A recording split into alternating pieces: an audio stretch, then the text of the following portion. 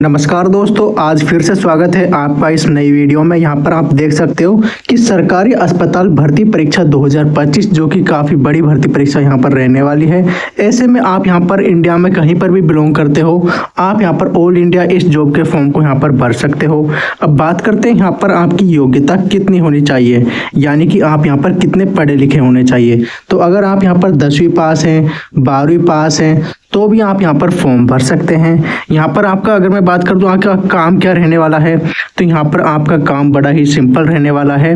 आपका काम यहाँ पर पर्ची काटने का रहने वाला है।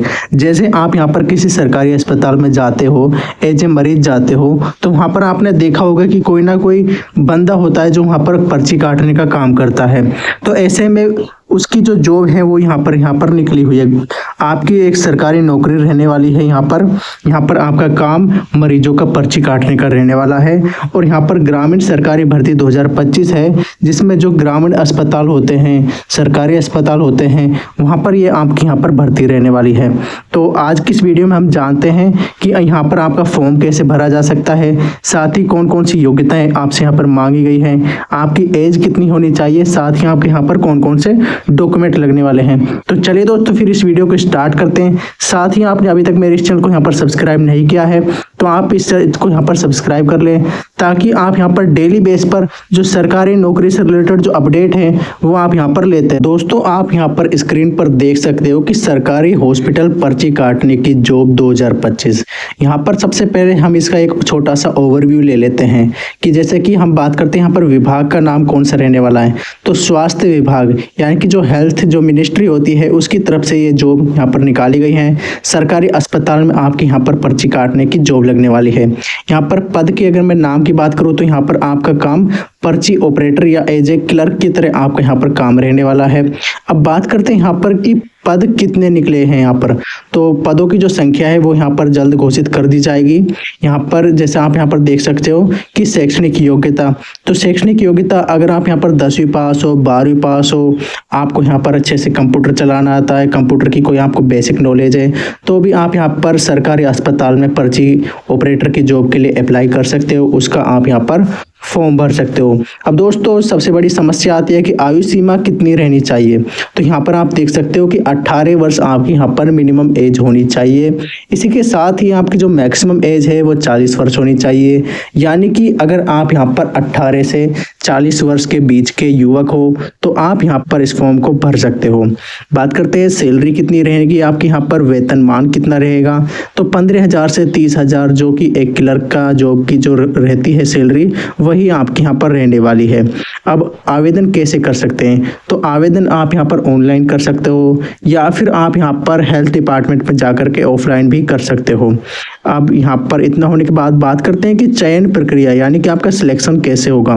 तो यहाँ पर लिखा हुआ है कि टाइपिंग टेस्ट, इंटरव्यू, उसके बाद दस्तावेज सत्यापन। और अब हम यहाँ पर ये भी बात करेंगे कि कौन कौन से दस्तावेज आपके पास यहाँ पर होने चाहिए, कौन कौन से दस्तावेज आपसे यहाँ पर क्लर्क की जब आप यहाँ पर जॉब करते हो तो आपसे मांगे जाते हैं, क्योंकि दस्तावेज के बेस पर कई बार आपको यहाँ पर नौकरी से बाहर भी निकाल दिया जाता है और उन्हीं के बेस पर आपको यहाँ पर अंदर लिया जाता है।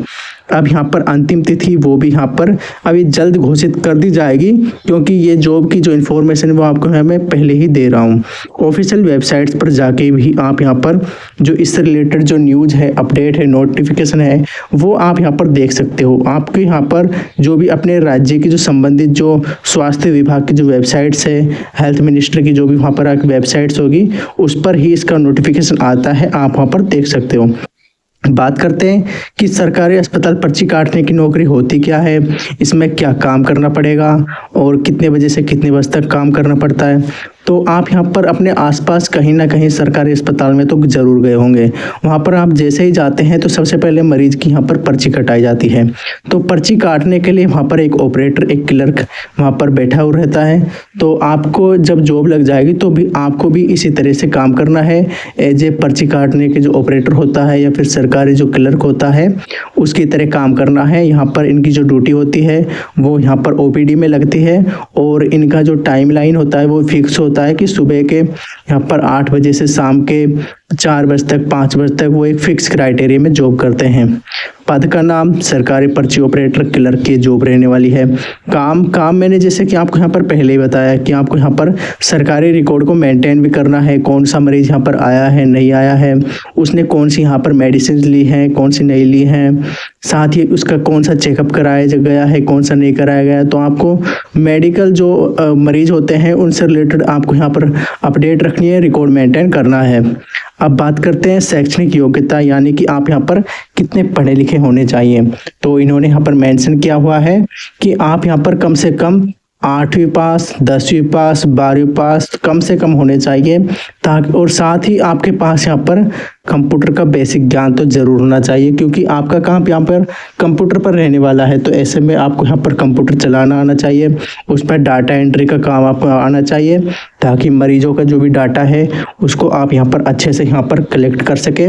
मरीजों की जो जानकारी है कि कौन सी उन्होंने मेडिसिन ली है, उनने अभी कौन सा चेकअप कराया, कौन सी जाँच कराई है, तो उसका आप यहाँ पर एज ए रिकॉर्ड मेंटेन कर सको। तो इसलिए आप यहाँ पर जो वो होना चाहिए। अब बात करते हैं आयु सीमा 18 से 40 हम बात कर चुके हैं।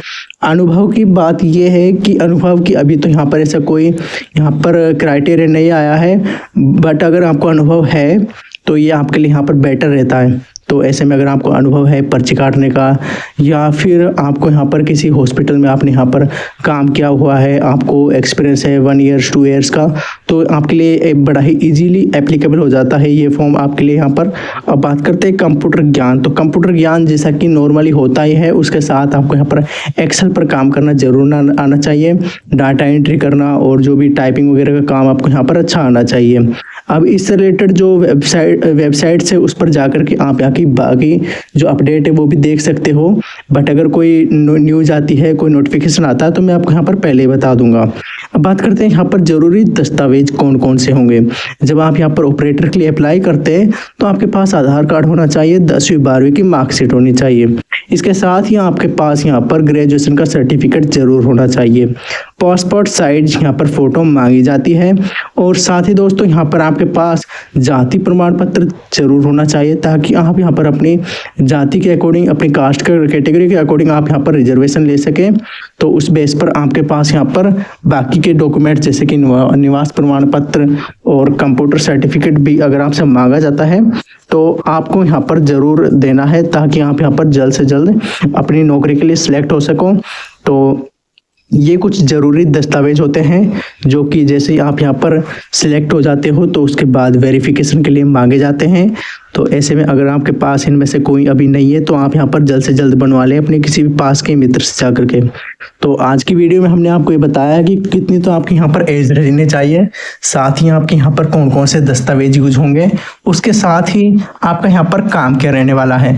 फिर भी दोस्तों अगर कोई नया और यहाँ पर नोटिफिकेशन आता है तो मैं आपको यहाँ पर वीडियो के माध्यम से बता दूंगा, तो आप मेरे इस चैनल को यहाँ पर सब्सक्राइब करके रख सकते हैं। तो चलिए दोस्तों फिर मिलते हैं अपने किसी नेक्स्ट वीडियो में किसी नेक्स्ट गवर्नमेंट जॉब की इन्फॉर्मेशन के साथ। Thank you.